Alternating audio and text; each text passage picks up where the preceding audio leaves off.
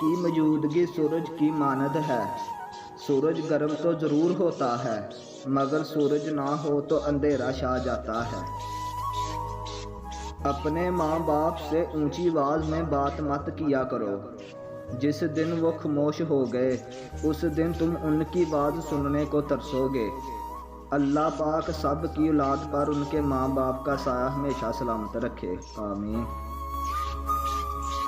لڑکیاں اپنے باپ سے زیادہ پیار اس لیے کرتی ہے کیونکہ وہ جانتی ہے باپ کا دنیا کا وہ شخص ہے جو کبھی انہیں دھوکہ نہیں دے سکتا۔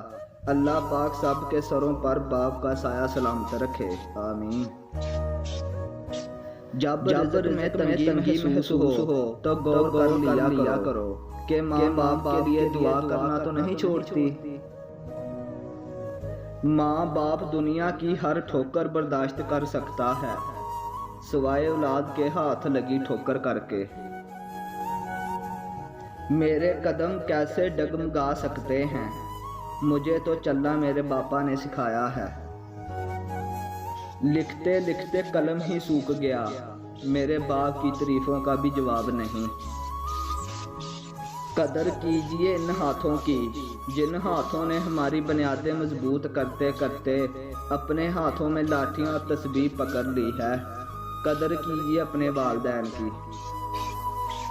میرے باپا نے کہا تھا کہ اپنے باپ اور بھائی کے علاوہ کسی مرد کے ساتھ بھی کھانا کھاتے ہوئے اپنا بل خود دینا یہ تمہیں ہر غلط فہمی اور اسے ہر خوش فہمی سے دور رکھے گا۔ کہتے ہیں انسان اپنا پیار پہلا کبھی نہیں بھول سکتا، پھر لوگ کیوں اپنے والدین کو بھول جاتے ہیں۔ کہہ رہی ہے مجھے یہ کل کی بہو، آپ میرے میاں کا کھاتے ہو۔